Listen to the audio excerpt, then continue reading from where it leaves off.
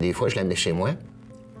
Puis là, je mettais de la musique, Lily Marlene, Billie Holiday, des affaires comme ça. Et là, les lampes coulaient. Ça y rappelait évidemment la guerre. Lily Marlene. C'est ça. Donc, une journée, j'ai demandé, pourquoi tu deviens émotif? Il dit, ben, parce que je deviens émotif moi-même. Donc, il dit comme ça, il dit, ben, tel matin, j'étais avec une gang d'amis, on écoutait ça. Le soir, ils étaient tous morts.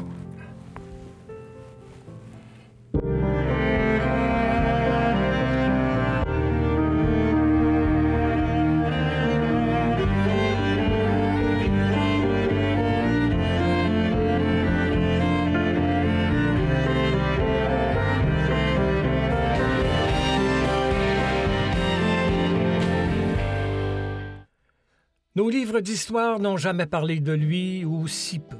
Son nom, Léo Major. Il a fait la Grande Guerre avec le régiment de la Chaudière, de même que celle de Corée, avec le 22e. Ses faits d'armes sont dignes des plus grands exploits. En Hollande, il est considéré comme un héros national pour avoir libéré à lui seul une ville de plus de 50 000 habitants. En Corée, avec une poignée d'hommes, il réussit à reprendre des Chinois une position que les Américains avaient tenté sans succès de conquérir au prix de lourdes pertes en vie humaine. Avec son air de pirate hérité d'un combat où il perdit un œil, Léo Major a tout du héros. Un héros oublié qui est revenu au pays à préférer taire ses hauts faits d'armes, même à sa famille. Pendant longtemps, on a occulté l'histoire militaire de ceux et celles qui se sont battus pour la liberté. Les temps changent. Une mission qui se joue sur fond de reconnaissance, de respect et d'admiration envers ce petit gars de chez nous qui, disait-il, n'avait fait que son devoir. C'est pas tous les jours que j'ai l'occasion de rencontrer, en fait, le fils d'un héros, puis c'est aujourd'hui que ça se passe. On va parler de ton père, évidemment, Léo Major. Donc, je reçois aujourd'hui Daniel-Émile Major. Il ne faudrait pas que j'oublie de mentionner ton nom. Est-ce que c'est un devoir facile à assumer quand on a un père qui s'appelle Léo Major, qui s'est considéré comme un héros, et puis que de plus en plus on en parle actuellement? Ben, heureusement qu'on en parle. Moi, je trouve que c'est un peu comme... On parle souvent de devoir de mémoire. Oui. Je pense que c'est quasiment un devoir de faire ce travail-là. Parce que, je veux dire, longtemps, il a été méconnu. Oui. Il est de plus en plus connu. Puis oui, il a fait des grandes choses. C'est une mission, en quelque sorte, que tu te donnes? C'est pas tout à fait une mission. Mais je trouve qu'à chaque fois que c'est possible de lui rendre hommage, de lui faire honneur, moi, je suis toujours partant. Oui. J'ai l'impression, peut-être que je me trompe, qu'on a été vraiment négligent. Le devoir de mémoire ne s'est pas assumé, et pour ton père, et pour d'autres vétérans aussi. Qu'est-ce qui fait que c'est en train de changer actuellement? Bien, disons que longtemps, tout ce qu'on appelle la chose militaire était totalement tabou au Québec. Oui, oui. Je veux dire, il n'était pas question d'en parler. Je donne une petite anecdote. L'année où mon père est décédé, il y avait un thème qui était les héros. Et je suis allé mettre justement, comme on dit, c'est pas tellement compliqué de choisir ça, donc je suis allé mettre une petite affiche dans la porte de classe en l'honneur de mon père. Et j'ai été convoqué par la direction quelques minutes après, parce qu'à ce moment-là, j'encourageais la violence. Et cette directrice, finalement, s'est présentée aux funérailles de mon père, puis tout ce qu'elle m'a dit, avoir su, je t'aurais laissé faire. Oui, c'est ça. On change. Les gens changent, la perception change aussi. On va y revenir un petit peu plus tard, mais là, on va parler de l'homme, évidemment, de Léo Major. Est-ce qu'on peut croire, même affirmer, qu'il s'en est vanté, ton père, très tôt? Oh, jamais, jamais, jamais, jamais. C'était quelqu'un de totalement humble. J'ai souvent pensé que c'était faisait peut-être partie de la culture militaire. Okay. C'est-à-dire, on ne se vante pas, on agit et c'est tout. Même quand des officiels néerlandais se sont présentés chez mes parents, c'était en 69, je crois. Puis là, que ma mère a tout entendu parler de ce qu'il avait fait. Elle lui a demandé, « Mais pourquoi tu m'en as jamais parlé? » Parce que... Donc lui, il a répondu, ta mère... Elle n'avait jamais entendu parler. Avant qu'il soit invité en Hollande, parce qu'évidemment, on va en parler tantôt. C'est ça, il n'en parlait pas. Il a libéré une ville à lui seul en Hollande. Oui, la ville de Zwolle. Oui. Mais là, c'est ça, il a demandé, « Pourquoi tu m'en as jamais parlé? » Il dit, « Mais tu m'aurais pas cru, tout simplement. » OK.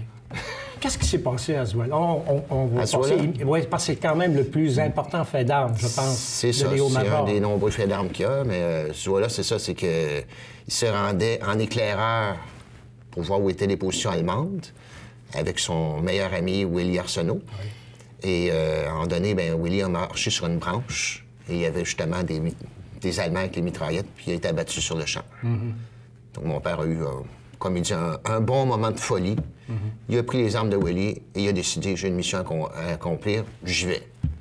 Parce qu'il faut dire que le lendemain, l'armée canadienne devait bombarder la ville. On parle d'une ville à ce moment-là de 50-60 000 habitants. Mais là, ton père, ça semble inconcevable, libéré. Il y avait une division allemande qui était là. Il y avait les Allemands, même une division, la Gestapo et tout et tout. Oui, c'était une ville de 55 000 habitants. C'est ça, puis il habitait, je veux dire, il contrôlait la ville depuis des années. Je pense que ça faisait 4-5 ans que la ville était sous l'autorité allemande. Il y avait bien sûr, on appelle ça, non? Moi, j'oublie le nom. La résistance néerlandaise. Néerlandaise qui était là, évidemment. Comment ça s'est passé? On ne racontera pas là, de minute en minute là, le fil de l'action. En gros, ce qu'il a fait, finalement, il est allé d'un endroit à l'autre dans la ville avec, justement, lancer des grenades, tirer de la mitraillette un peu partout.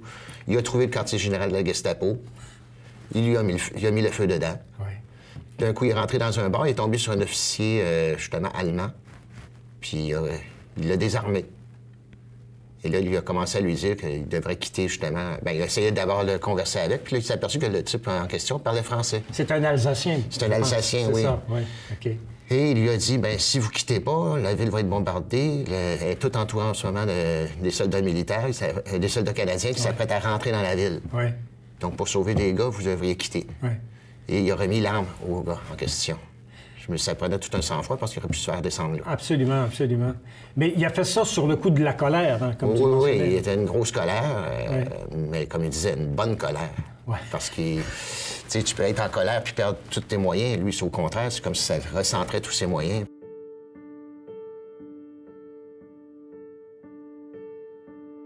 Tout simplement, M. Marmel, c'est un lieu de mémoire extrêmement important ici pour le régiment de la Chaudière, une exposition qui est en cours, puis on constate bien que les hauts-majors occupent une place importante. Là.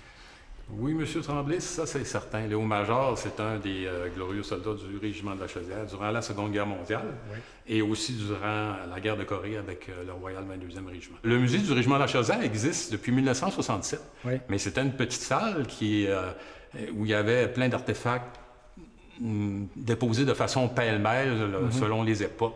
Puis il n'était pas visité par le public civil.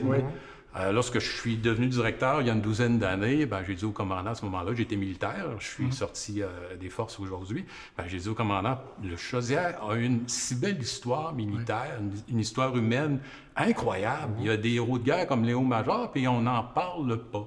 Donc, il y a une douzaine d'années, on a commencé à développer le concept du musée pour faire connaître cette institution, non pas seulement aux militaires, mais aussi aux civils. Il y a des gens qui viennent de partout du Canada, de France, de Belgique, des Pays-Bas pour voir notre musée. Ici, cette exposition s'intitule « Citoyens soldats ». Donc, on fait le parcours du réserviste, hommes et femmes, depuis le régime français jusqu'à aujourd'hui. Et bien entendu, un de ces réservistes-là, un de ces miliciens, parce que c'est l'armée de terre, c'est les hauts-majors, ton père. Parce que tous les gens qui sont représentés ici, ce sont des gens qui travaillaient, qui avaient des occupations dans la vie civile et qui ont choisi, c'est très important, c'est une autre chose que les gens ont de la difficulté à croire. Il était volontaire pour aller libérer des gens en Europe. C'est ça. Il allait se battre pour la liberté. Pour la liberté. Puis s'il y a une chose qu'on veut et qu'on doit enseigner ici, vous parlez, M. Tremblay, du devoir de mémoire. Absolument. C'est ça. C'est la liberté, la paix. Redonner la liberté et la paix aux gens.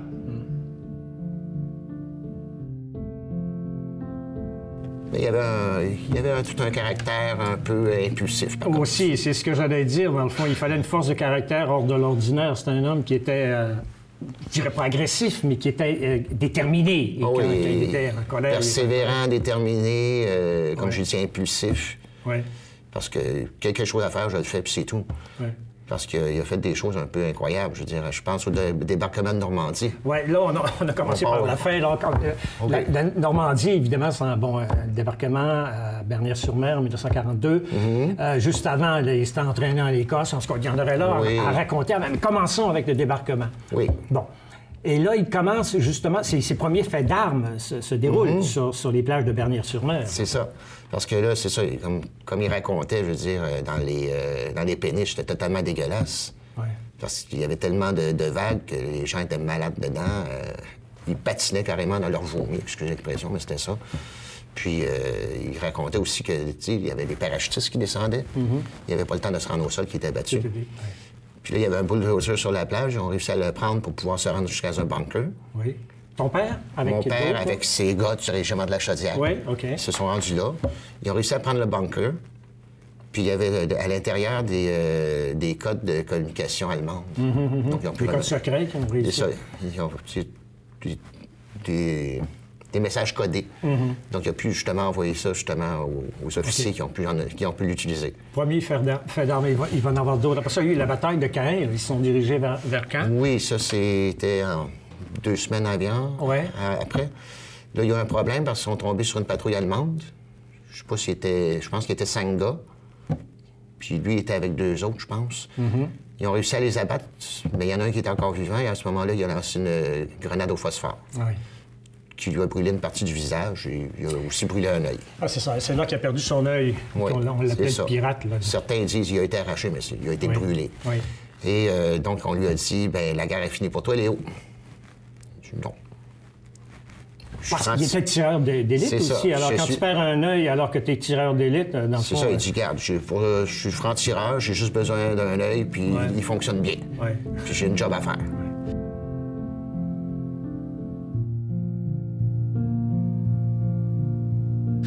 Monsieur Bézil, vous êtes conservateur ici au musée, évidemment, du Régiment de la Chaudière. On est devant une arme assez exceptionnelle, une arme qui aurait pu avoir entre les mains Léo Major. Exactement. C'est exactement le même modèle que Léo Major avait entre ses mains. Si je la décris un peu, c'est une carabine 303 de marque Long Branch, fabriquée en Ontario. C'est un modèle un peu spécial. Ça, c'est le modèle... La base, c'est le modèle standard qu'avait le soldat canadien lors de la Seconde Guerre mondiale. Sauf qu'elle a été modifiée pour recevoir un télescope. C'est une arme de sniper, de tireur d'élite. Ce qu'était Léo Major. Ce qu'était Léo Major. Fait que comme vous voyez, par rapport à une arme, il y a quelques différences. Vous avez entendu le télescope, l'appui pour la tête pour mieux tirer. Le canon est vrillé d'une façon différente d'une arme standard. Qu'est-ce qui est particulier à cette arme-là? C'est que c'est une arme d'époque. Le télescope qu'il y a ici, c'est un télescope que le Régiment de la Chaudière a depuis la Seconde Guerre mondiale. Et il y en a 2. Puis les tireurs d'élite du Régiment de la Chaudière n'avaient pas 50. Il y en avait 6 à 8. Il y a de grandes chances, autrement dit, que cette arme-là ait été entre les mains de Léo. Oui. Pas l'arme. Le viseur, le télescope. Le télescope. Qu'il a vraiment utilisé lui-même. Oui, c'est très possible que ça ait appartenu à Léo Major, mais ça, on ne le sait pas. Bon, surtout qu'on en a 2, fait que 2 sur 8, on a une chance sur 4. Mais on ne le saura jamais. On le saura jamais. Mais c'est ça. Mais c'est exactement l'arme que Léo avait quand il partait faire du tir d'élite avec son ami Arsenault. C'est quelque chose. Tu voulais avoir? Oui, j'aimerais bien. C'est assez lourd. Donc, lui, il se mettait là-dedans, puis... Exactement. Habituellement, il était couché par terre ou il était vraiment bien appuyé. Il en voit bien. Il était au sol. Et effectivement, c'est pas léger. Arsenault, ce qu'il faisait avec lui, c'est que, vu que Léo regardait dans un télescope, il voyait rien autour de lui. Fait que là, il y avait l'importance, soit de la présence de militaires allemands, et aussi, il servait pour les vents. S'il ventait, mettons, telle direction, à tant de milles à l'heure, Arsenault, il disait à Léo, bon, OK, il y a des vents, mettons, d'ouest. OK. C'était l'équipe. À 20 000 à l'heure, mettons, pas à 20 km à l'heure. Oui, dans le temps. Juste avec ça, Léo était capable d'ajuster, mettons, sa mire. Parce que ça pouvait tirer jusqu'à 1 km, ça. Fait que c'était assez précis. Que ces deux-là étaient très, très liés, très près. Dans le fond, oui, c'était vraiment de grands amis, mettons. Fait que c'est ça, ils ont travaillé ensemble. Puis, contrairement au reste du régiment, les tireurs d'élite, ils partaient de 2, puis ils étaient tout le temps ensemble. Fait que l'amitié, mettons, était très, très forte entre ces gars-là, habituellement. Oui, comme il disait toujours, c'était comme son grand frère. Oui, c'était comme son grand frère. Puis c'est ça. Malheureusement, Léo a été blessé, mais Arsenault aussi a eu quand un choc post-traumatique qui est devenu... il y a eu des problèmes, puis Asvold, quand il s'est fait tuer, il n'a pas fait vraiment attention. Léo lui avait dit avant de... Il dit, viens pas avec moi. Il voyait qu'il n'était pas dans un bon état, mais il dit, non, j'y vais pareil. Okay. Mais malheureusement, il s'est fait tuer. Ça a été la mission de trop pour lui. C'est ça, exactement. Le fait qu'Arsenault ait perdu la vie devant ses yeux, en fait, a peut-être été l'élément déclencheur qui a fait aussi que, finalement, il a décidé de régler oui, de le régler. Et effectivement, c'était une motivation, la motivation suprême pour Léo Major, mettons. C'est pour ça qu'il a décidé que je vais y aller. Ouais. Mais c'était, je dirais pas suicidaire, mais c'était un peu quand même une personne seule pour libérer une ville. Mais il savait que la ville allait être bombardée le lendemain matin. Fait qu'il se garde, je vais faire ce que je peux. Ouais. Puis effectivement, il ne fatiguait plus. Ça a donné des résultats. Ça l'a permis de sauver bien des vies. Beaucoup de vies, des milliers, des dizaines de milliers. C'est ça, il y avait 50 000 habitants, à peu près. Oui, c'est ça, exactement. Non, mais c'était un exploit, mettons, incroyable, mettons, que cet homme-là a fait. Moi, j'ai remarqué pour l'arme que c'est bien écrit dessus 1944. Oui, c'est une ligne comme je l'ai dit, de 1944, avec un petit T pour dire que cette arme-là servait pour les tireurs d'élite. OK. Sa job de franc-tireur, je veux dire... il n'y en avait pas contre les Allemands. On va se dire les vraies choses, il a tué du monde, ton père. Forcément, c'est un franc-tireur. C'était son travail. C'était son travail. Est-ce qu'il a regretté parfois? Il y a eu des moments où... Oui, mais c'est justement... Il disait que, comme franc-tireur, il devait abattre des gens, mais il n'y en avait pas contre les soldats allemands. Il dit, son but, c'était d'abord de les blesser. Mais des fois, il n'y a pas le choix. Mais s'il voyait SS ou Gestapo, c'était fini. Pas de pitié. Mais vers la fin de la guerre, malheureusement, les Allemands commençaient à manquer d'hommes. Ils ont commencé à rouler des enfants. Oh, mon Dieu. Donc, devinez ce qui s'en vient. Ouais. Donc, ce qu'il a fait, c'est finalement, à un moment donné, il a tiré à distance. Puis en allant voir justement sur place, c'était des enfants de 12-13 ans. Ça, il a trouvé ça dur. Oui, on peut imaginer, hein, c'est sûr. Il l'a pas pris. Non. Tu sais, je me souviens, j'avais un de mes neveux, il avait cet âge-là à ce moment-là. Ouf, c'est des moments quand même intenses, même évidemment, après toutes ces années-là. Mais quelque chose, justement, à propos de mon père, si on parle justement de l'homme, dire, ma mère, qui était plus une personne émotive, elle écoutait les nouvelles, quelqu'un était mort, c'était terrible. Mon père restait stoïque. Il en avait eu tellement dans sa vie. Sauf que des fois, je l'amenais chez moi. Là, je mettais de la musique, Lily Marlene, Billie Holiday, des affaires comme ça. Et là, les lampes coulaient. Ça y rappelait évidemment la guerre. Lily Marlene. C'est ça. Donc, une journée, j'ai demandé, pourquoi tu deviens émotif? Il dit, ben, est-ce que je deviens émotif moi-même? Donc, il dit comme ça, il dit, ben, tel matin, j'étais avec une gang d'amis, on écoutait ça. Le soir, ils étaient tous morts. Donc... Ouf, ouais. Ça change, hein? Ça change un homme, ça. Ou du moins, ça... Ouf, ça transforme. Ouais. Là, les larmes coulaient. Ouais. Autrement, il y avait l'air froid devant tous les événements. Rien ne l'atteignait. Mais ça, oui. Ouais. Il fallait se donner aussi une espèce de carapace pour pouvoir faire face à...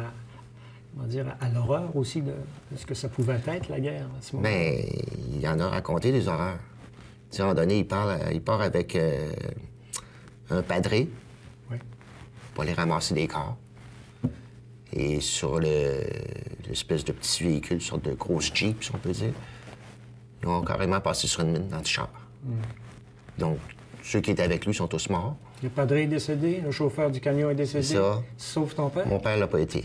Ouais. Et là, il faisait quoi? Il ramassait les cadavres des soldats canadiens après une bataille? Okay. C'est ça. Donc, lui a eu les chevilles brisées, colonne vertébrale, je pense, fracturée à 3 endroits. Encore? Et il est resté 3 jours parmi les corps. 3 jours parmi les cadavres? Oui. Avant qu'on le découvre? C'est ça. Puis, il lui a raconté que les cadavres gonflaient au soleil. Oh mon Dieu. Irk. Oh mon Dieu. Ouais.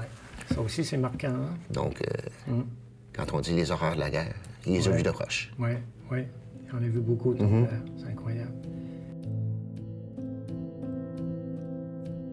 Bon, ici, on a vraiment la représentation comment Léo était habillé lors du raid. Quand il est rentré dans ce rôle-là. rôle-là. Comme vous voyez, il n'est pas habillé, mettons, comme un soldat normal, parce que Léo faisait un peu sa tête, il prenait des affaires parce qu'il était à l'aise pour travailler, puis tout ça.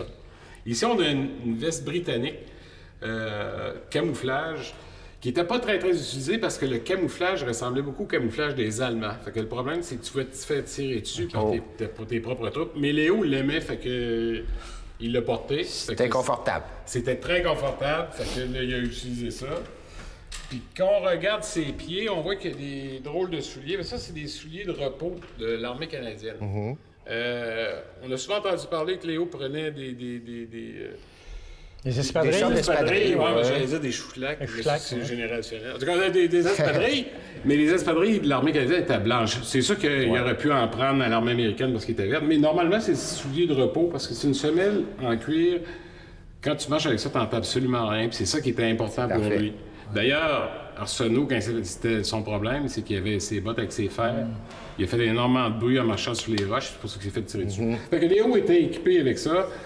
Il avait son propre code vestimentaire, si on veut. Oui, puis c'est ça. Lui, les lois et règlements, mettons, il les interprétait à sa façon. Oui, c'était bon pour les autres, puis lui, ben, on verra. Durant la nuit où Zuaul a été libéré, je ne ressentais aucune émotion particulière. J'avais fait le vide. Cette attitude ne m'a jamais quitté. Il m'a permis de survivre à tant de jours de guerre sans perdre l'esprit. Mon père Léo-Major.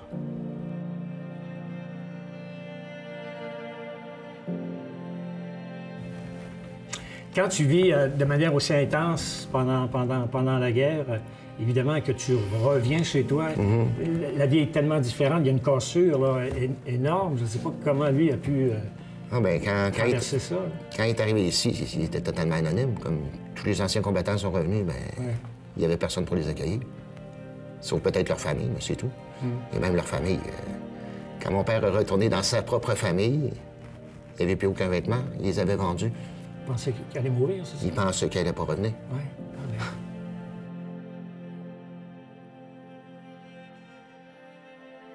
J'ai jamais voulu être dans l'armée. Pourtant, l'armée est toujours autour de moi. Que ce soit le 22e, que ce soit le régiment de la Chaudière, ma conjointe qui est à la garnison de Saint-Jean, mon fils qui veut devenir officier. Oui, c'est vrai. C'est tout là-dedans, je veux dire.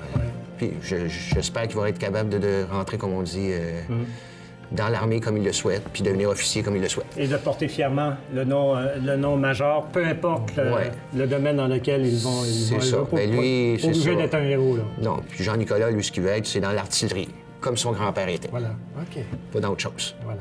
Non, il a une très grande admiration. Puis en parlant de mon fils, quand il était tout jeune, une anecdote un peu rigolote, j'ai appris que son grand-père était un héros. Donc, je ne deviendrai jamais la question qu'il m'a posée.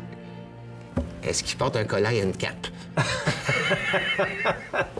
Il y avait une vision du héros qui n'était pas tout à fait conforme à celle. Le héros des dessins animés pour enfants. Oui. Mais s'il devient donc militaire, ton fils, c'est un peu, dans le fond, dans le sens, c'est poursuivre la... Oui. C'est dans la lignée, d'une certaine manière. Tout à fait. Ça rend fier le père aussi.